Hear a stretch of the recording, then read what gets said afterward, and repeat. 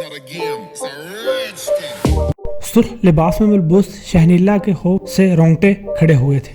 अगरचे इसे दुल्हन का रूप देने की पूरी कोशिश की गई थी, लेकिन अपने जख्मी और सूजन ज़दा चेहरे के साथ वो किसी तौर पर इस रूप पर पूरी नहीं उतर रही थी। खौफ से लरजते दिल के साथ वो वासिफ के हुक्म पर एक झरोके में खड़ी नीचे हाल के मंजर देख रही थी। नीचे किसी दावत का सा इंतजाम था, लेकिन दावत की नौइयत इसकी समझ में नहीं आ रही थी। दाएं जानिब एक बड़ा सा स्टेज बनाया गया था, जिस पर एक कितार में लकड़ी के 7 सतून मौजूद थे। इन सतूनों के साथ जर्क बर्क लिबास में सजे सवरे 7 अदद बच्चे बंधे हुए थे। बच्चों के चेहरों पर सरासीमगी फैली थी, लेकिन वो शोर नहीं मचा सकते थे क्योंकि उनके मुंह पर टेप चिपकी हुई थी। बच्चों की कितार के अख्ताम पर एक फूलों से भरा क्रेट यूं तैयार रखा था जैसे किसी दुल्हन के उतरने के मंजर की सेज हो।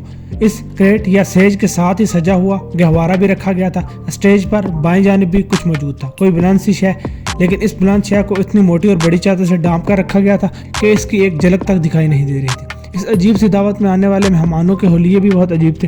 किसी के चेहरे पर जानवरों वाला मास्क मुंडा हुआ था, तो किसी ने शैतान जैसे सींग लगा रखे थे। किसी के चेहरे पर इतने नक्शो निगार थे कि असल नकुश कम होकर रह गए थे। बुलंद व बांग कह के इन मर्दोजन में से अक्सरियत के हाथों में भरे हुए जाम थे और वो कुछ बहके दिखाई दे रहे थे। इस सारे मंजर को देखते हुए इसे शायान सिद्दीकी की वीडियो याद आ रही थी। लम्हा बलम्हा यकीन होता जा रहा था कि जो कुछ उसने कहा था वो सच होने जा रहा। खुसूसन 12 बजे के बाद 9-11 का आगाज होते ही खदशात बहुत बढ़ गए थे। जिंदगी के पिछले 21 सालों के जितने 9-11 ऐसे याद थे, इससे इसकी खुशगवार यादें वाबस्ता थी, लेकिन ये 22वें 9-11 से इसका दिल लर्ज उठा था। इसके दिल में शिद्दत से उस मंजर से भागकर निकल जाने की ख्वाहिश बुलंद हो रही थी, लेकिन वो अपनी इस ख्वाहिश को पूरा नहीं कर पा रही थी क्योंकि इसके पैरों को बुरी तरह रस्सियों के साथ जकड़कर यहाँ इस झरोके में खड़ा किया गया था और वो 1 इंच भी यहाँ से हिल नहीं सकती थी। अपना 22वां जन्मदिन मुबारक हो मेरी जान, खुश हो जाओ कि आज आखिरी जन्मदिन पर तुम अमर होने जा रही। बड़े मकसद के लिए कुर्बान होने वाले तारीख में हमेशा जिंदा रहते हैं। इसे पता भी नहीं चला कि वासिफ कब वहाँ खड़ा हुआ और खुशी से सरशार लहजे में इससे मुखातिब हुआ। इस वक्त इसने किसी सुपर हीरो की मानी चुस्त चमकता हुआ स्याह लिबास पहन रखा था और इस लिबास पर अजीबोगरीब खौफनाक शक्लें बनी हुई थी। इसने चेहरे को भी मुख्तलिफ रंगों के साथ बने नक्शो निगार के साथ ऐसे ही खौफनाक बना रखा था। हकीकतन इस वक्त वो पहचान में नहीं आ रहा था। शहनीला ने इसे इसकी आवाज़ से पहचाना। शैतान से इतनी मोहब्बत करते हो तो खुद को इसके कदमों में कुर्बान क्यों नहीं करते? मासूम जिंदगियों को इसकी बीन क्यों चढ़ा रहे हो? इसने एक नज़र सतून से बंधे बच्चों की तरफ देखकर इसे मुखातिब किया। हमें तुम्हारे मशवरों की जरूरत नहीं, हम जानते हैं कि हमारे आका किस चीज़ से खुश होते हैं।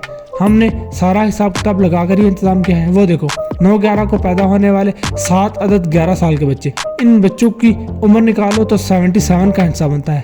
इस 77 में तुम्हारी उम्र के 22 साल मिलाएं तो 99 का हिस्सा बनेगा। शैतान के पसंदीदा हिस्से 9 पर मुश्तमिल एक खास हिस्सा 9 को 9 से तकसीम करें तो जवाब में 11 आता है। यूं हमारा 9-11 का कम्बिनेशन बन जाता है। 7 अदद ये बच्चे और एक तुम्हें मिलाकर भीम चढ़ने वाली कुल जिंदगियों की तादाद हुई 8, लेकिन हमें चाहिए अपना पसंदीदा कम्बिनेशन जिसमें या तो 9 का हिस्सा है या 11 का। तादाद पूरी करने के लिए जिस 9वीं जिंदगी का बंदोबस्त किया गया है वो आज रात 12 बजे के बाद पैदा होने वाला एक बच्चा होगा। इस बच्चे की उम्र 0 होने की वजह से 9 का कम्बिनेशन बिगड़ेगा नहीं और हमारा मकसद पूरा हो जाएगा। बस हमें इस बच्चे का इंतजार है, फिर हमारा खेल शुरू हो जाएगा। ऐसा खेल जिससे खुश होकर शैतान हमें यानी अपने हाउस चेलों को स्पेशल पावर से नवाजेगा। वो जानता था कि वो बेबस है, इसलिए इसको अपना सारा खेल बता रहा था। लानत हो तुम पर और तुम्हारे आका पर। मेरे अल्लाह ने चाहा तो वो हम सबको तुम्हारे शैतानी पंजों से महफूज रखेगा। इसने खुलकर वासिफ से अपनी नफरत का इजहार किया। तुम जैसों के लानत भेजने से कुछ नहीं होता क्योंकि तुम तो अपने इस खुदा के भी वफादार नहीं हो जिसके नाम का कलमा पढ़ती हो। वासिफ ने इसे पुराना ताना दिया और लोमड़ी की खाल जैसे लिबास में नजर आने वाली औरत की तरफ मुतवज्जो हो गया।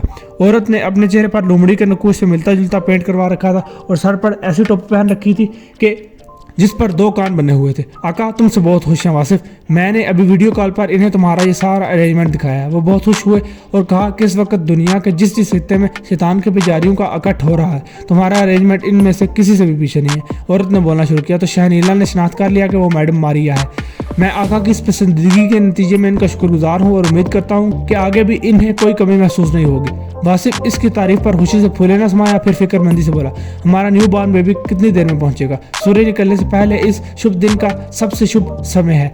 शैतान को मिनट उस समय दी जाए तो वो ज़्यादा खुश हो जाएगा। فکر نہ کرو، وہ راستے میں ہے اور کسی بھی لمحے یہاں پہنچتا ہوگا۔ ماریا نے اسے تسلی دی، پھر اس کی کمر میں بازو ڈال کر اسے اپنے ساتھ نیچے لے آئی۔ رحم کر دے میرے مالک، نافرمان سے ہی میں تیری نام لیوا ہوں، مجھے اپنی موت قبول ہے لیکن شیطان کے نام پر مارے جانا قبول نہیں ہے، مجھے اور ان معصوموں کو شیطان کی بین چڑھنے سے بچا لے۔ اس نے چپکے سے رب کے حضور دعا مانگی اور دل ہی دل میں ان ساری دعاؤں کو یاد کرنے لگی جنہیں شیطان کی شر سے بچنے کے لیے دادی اسے بچپن میں سکھاتی تھی، لیکن جوانی کی حدود میں داخل ہوتے ہی وہ ان دعاؤں کو اپنی زندگی میں شامل رکھنا بھول گئی تھی، اور وہ بولی بصری دعائیں مشکل سے اس کے ذہن میں آ رہی تھی اور وہ اٹک اٹک کر زبان سے ادا ہو رہی، پھر بھی وہ اپنی کوشش جاری رکھے ہوئے تھے کہ رب کے سوا کوئی دوسرا سہارا دکھائی نہیں دے رہا تھا۔ اسی کوشش میں چند لمحے آگے سرکے تو ڈھول بجنے کی تیز آواز نے اس کی توجہ اپنی طرف کھینچ لی۔ ڈھول بجنے کی یہ آوازیں وہاں نصب ساؤنڈ سسٹم سے ابھر رہی تھی اور انہیں سنتے ہی ہال میں موجود تمام افراد نے جنونی انداز میں رقص کرنا شروع کر دیا۔ اس رقص کے دوران ہی اس نے کسی کو پنگوڑے میں نوزائیدہ بچے کو لٹاتے ہوئے دیکھا تو اس کا دل دھک سے رہ گیا۔ 9/11 کو پیدا ہونے والے 9 افراد کی تعداد پوری ہو چکی تھی اور شیطان کے چیلوں کے لیے ایک شب گھڑی تھی جس کے آنے پر وہ اتنے خوش تھے کہ حلق سے جنونی آواز نکال کر چیخ رہے تھے۔ لکڑی کے ستونوں سے بندے کھڑے 7 بچوں کو بالکل نہیں معلوم تھا کہ ان کے ساتھ کیا ہونے جا رہا ہے، لیکن وہاں کے وحشیانہ ماحول نے انہیں بھی خوفزدہ ہو کر رونے پر مجبور کر دیا تھا۔ بچوں کی بے بسی پر کڑتے ہوئے اس نے نظروں کا رخ بدلا تو سکتہ سے رہ گئی۔ وہ بالکل سیاہ رنگ کا شیطان کا بلند و بالا مجسمہ تھا جس کے سر پر 2 بڑے نوکدار سینگ دکھائی دے رہے تھے اور سفید آنکھیں یوں کھلی ہوئی تھی جیسے وہ ہر ایک کو آنکھوں میں آنکھیں ڈال کر گھور رہا ہو۔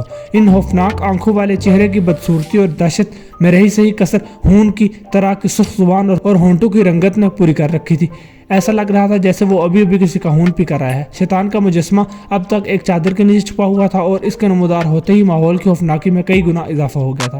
شایان اور ولید اپنی موٹر سائیکل پر تیز رفتاری سے اس گاڑی کا پیچھا کر رہے تھے جس میں 9 مولود بچوں کو لے جایا جا رہا تھا۔ انہوں نے اس گاڑی سے اپنا فاصلہ اتنا زیادہ رکھا ہوا تھا کہ سواروں کو اپنے تعاقب کا اندازہ نہیں ہو سکتا تھا۔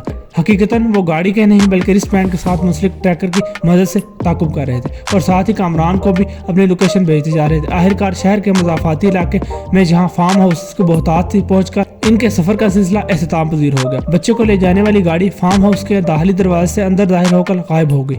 بظاہر وہاں خاموشی اور نیم تاریکی تھی، لیکن بغور جائزہ لینے پر احاطے میں کھڑی کئی گاڑیاں دکھائی دینے لگی۔ اتنی گاڑیوں کا مطلب تھا کہ وہاں بہت سے لوگ موجود ہیں، لیکن نہ تو شور شرابہ سنائی دے رہا تھا اور نہ ہی اس طرح روشنیوں کا انتظام تھا جیسے کئی افراد کو مدعو کرنے کی صورت میں کیا جاتا ہے، بلکہ یوں محسوس ہو رہا تھا کہ روشنیوں کو جان بوجھ کر کم رکھا گیا تاکہ کسی کو وہاں ہونے والے آمد و رفت اور سرگرمیوں کی بینک تک نہ مل سکے۔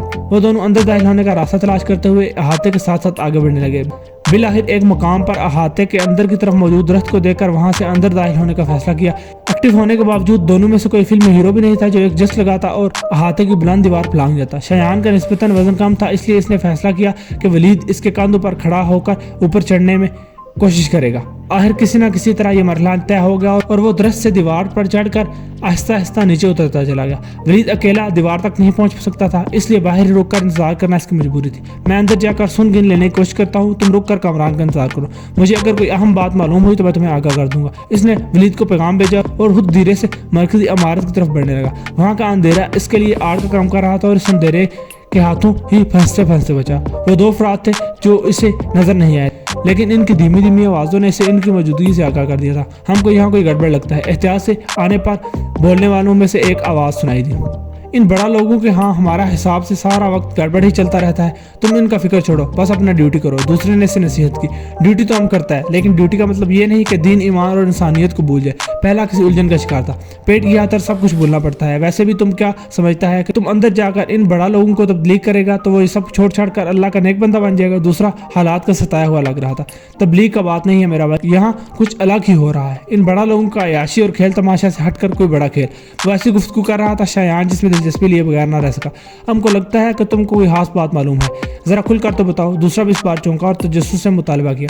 ہم صاحب کی کوٹھی پر ڈیوٹی دیتا تھا تو وہاں ایک لڑکی کو لے آیا گیا۔ لڑکی جس حال میں تھا ہم کو لگا کہ ہوگا کوئی اس کے جیسا آزاد خیال اور امیر عورت، پر ایک دن وہ لڑکی اوپر سے کھڑکی سے چھلانگ لگا کر نیچے وہاں بھاگنے کا کوشش کرتا رہا۔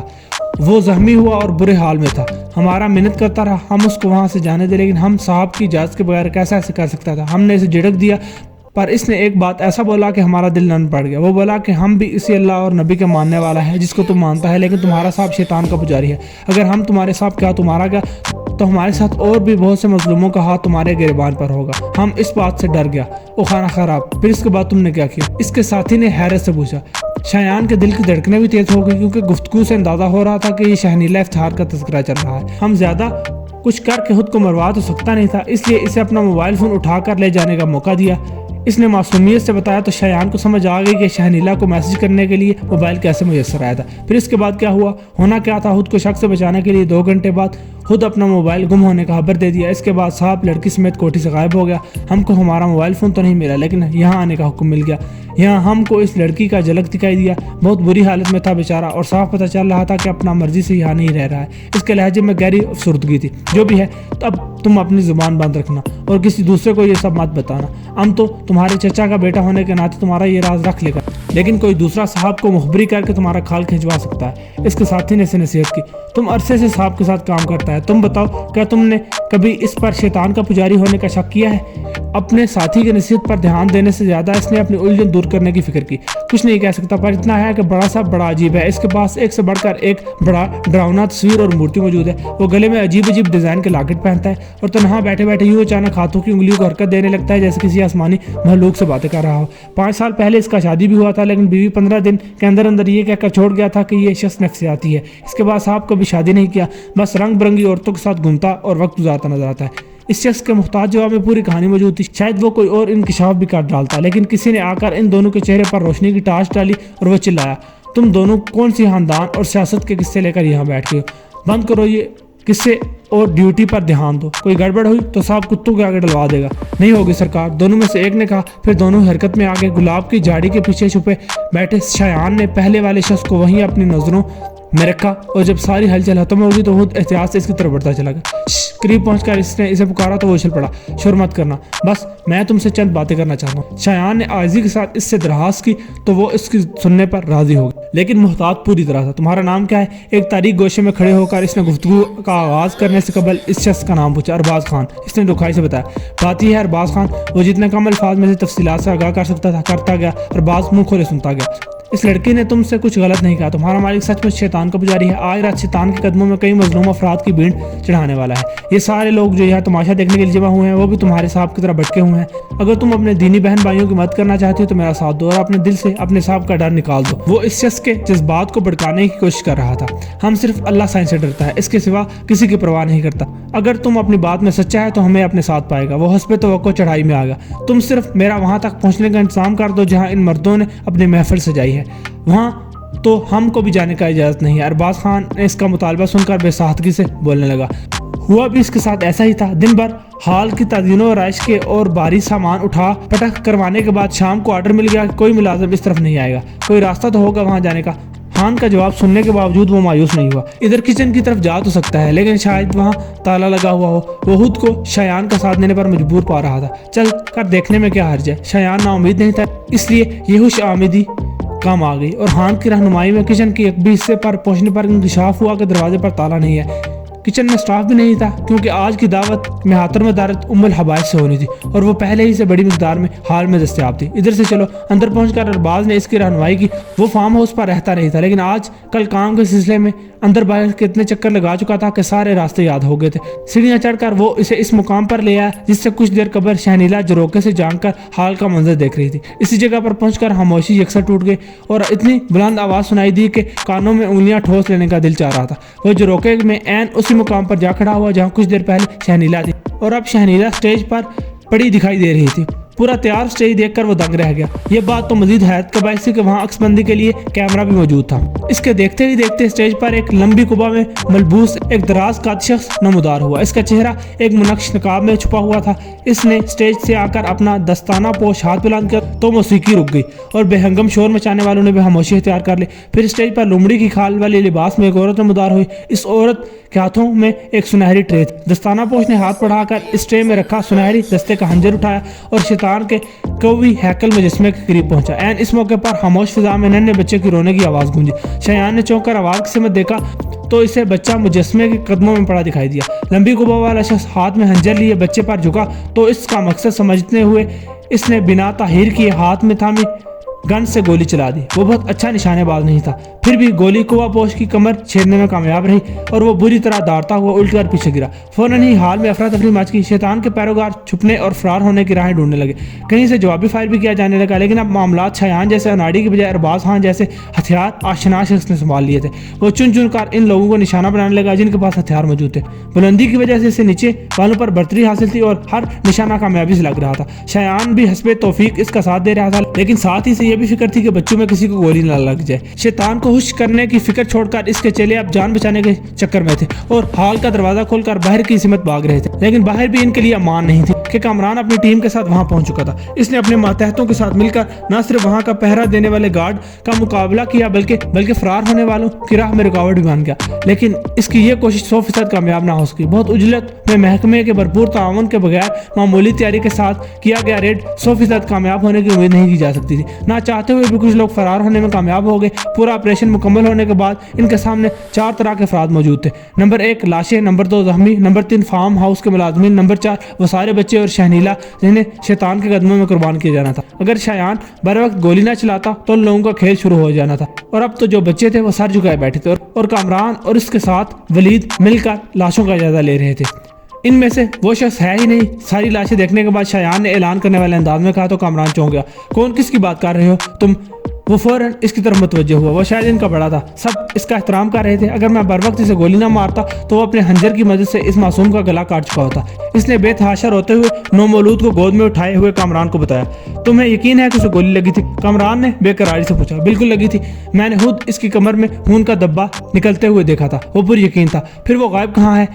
इसे वासिफ जंजुआ उठाकर ले गया है। जवाब शहनीला ने दिया तो सब कफे अफसोस मिलते रह गए। इस अहम तरीन शख्स के साथ वासिफ जंजुआ भी इनके हाथ से निकल गया था। मैडम मारिया की लाश अलबत्ता मरने वालों में शामिल थी और लाश से इन्हें कोई मालूमात नहीं मिल सकती थी। जो चंद लोग गिरफ्तार हुए थे इनमें से बेशतर हाशिम जैसे टीनेजर थे जिनसे कोई काबिल जिक्र मालूमात हासिल होने की उम्मीद नहीं थी। Very well done inspector Kamran, अगवाशुदा बच्चों को बाजियाब करवा कर तुमने जो कारनामा अंजाम दिया है इसके लिए तुम्हें जितना भी सराहा जाए काम है। ये वकूआ के तीसरे दिन का जिक्र था जब वो डीआईजी साहब के बुलावे पर इनके दफ्तर पहुंचा था और वो इसे इसकी कारकर्दगी पर सराह रहे थे। मुझसे ज़्यादा तो शायान और वलीद का कारनामा है सर। वो वीडियो ना बनाते तो सिस्टर ताबिंदा इनसे रब्ता ना करती और ना ही अस्पताल से बच्चा ले जाने वालों का ताकुब करके वासिफ जंजुआ के फार्म पर पहुँचते। मैं तो बिल्कुल आखिरी लम्हे में इत्तफाकन इनके साथ शामिल हुआ था। अगर वो दोनों मुझे कॉल ना करते तो मैं शादमान वाले रेड को छोड़कर फार्म हाउस ना पहुँचता। मुझे जहाँ इतनी सारी इंसानी जिंदगियां बच जाने की खुशी है, वहाँ इस बात का दुख भी है कि अहम मुजरिम फरार होने में कामयाब हो गए हैं। इसने इस केस में अपनी मेहनत का जिक्र किए बगैर सारा का सारा क्रेडिट शायान और वलीद को दे दिया। कोई बात नहीं, आइंदा कभी इन्हें गिरफ्तार करने का मौका भी तुम्हें मिल जाएगा। अभी तो यही अहम बात है कि इंसानी जिंदगियां बच गई हैं। डीआईजी ने इसे तसल्ली दी। वासिफ जंजुआ की गिरफ्तारी अभी तक नहीं हो पाई है सर। मुझे डर है कि वो बैरून मुल्क फरार ना हो जाए। आपने इसका नाम ईसीएल में तो डलवा दिया है ना? कामरान ने अपनी तसल्ली चाही। बिल्कुल डलवा दिया है, तुम बेफिक्र हो, जल्दी या बदेर हो हमारी गिरफ्त में जरूर आएगा। लेकिन ख्याल रहे कि इस केस की कोई बात पब्लिक नहीं होनी चाहिए वरना बहुत पैनिक फैल जाएगा। उन्होंने इसे हिदायत दी। मैं मुहतात रहूंगा सर। इसने इन्हें यकीन दहानी करवाई। मुलाकात खत्म होने के वक्त वो वहाँ से रवाना हुआ तो इसे अंदाजा भी नहीं था कि डीआईजी इतनी देर में कितनी तकलीफ से गुजर चुका है। कमर पर गोली के जख्म के बावजूद कुर्सी पर बैठकर किसी से मुलाकात करना आसान काम नहीं था। इसकी शक्ल मुझे फिर कभी दिखाई ना दे। इसे मालूम था इंस्पेक्टर कामरान के दिल में कहीं ना कहीं इसके लिए शक मौजूद है, इसलिए इसने इस बारे में ये हुक्म जारी करना जरूरी समझा था। इस काम से फारिग होकर इसने इटली के कोड वाला एक नंबर डायल किया। क्या सूरत हाल है जनाब? कॉल रिसीव करने वाले ने चंद रस्मी जुमलों के बाद बेचैनी से दरियाफ्त किया। मैं मामलात को संभालने की कोशिश कर रहा हूँ, तुम थोड़ा अरसा सब्र से काम लो और वहीं रहकर ऐश करो। यहाँ तुम्हारी प्रॉपर्टी के मामलात संभलते रहेंगे और हर जरूरत के लिए तुम्हें रकम मिलती रहेगी। बहुत शुक्रिया जनाब, आपके इस ताउन को मैं हमेशा याद रखूंगा। ये आप ही के मशवरे का कमाल था कि मैं ईसीएल में अपना नाम डाले जाने से पहले ही मुल्क में से निकल गया था। अब पीछे वो इंस्पेक्टर और सहाफ़ी लोंडे कितना ही शोर मचा ले मेरा कुछ नहीं बिगाड़ सकें। वो वासिफ जंजुआ था जो बहुत जम से दावा कर रहा था।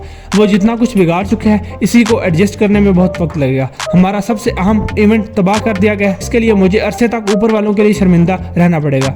इसके दिल में इन तीनों के लिए इंतकामी जज्बात थे। उन्होंने इसका अहम इवेंट ही तबाह नहीं किया था बल्कि बिजनेस भी खराब कर दिया था। इस रोज़ कितने ही लोग थे जो डार्क वेब पर बेशगी भारी रकम अदा करके इस इवेंट में वर्चुअल शिरकत के हकूक खरीद चुके थे। इवेंट के दौरान अपनी मनपसंद कार्रवाइयों के लिए वो ऊंची बोलियां लगाते और वो इलाक होती, लेकिन वो सब का सब बिगड़ गया था।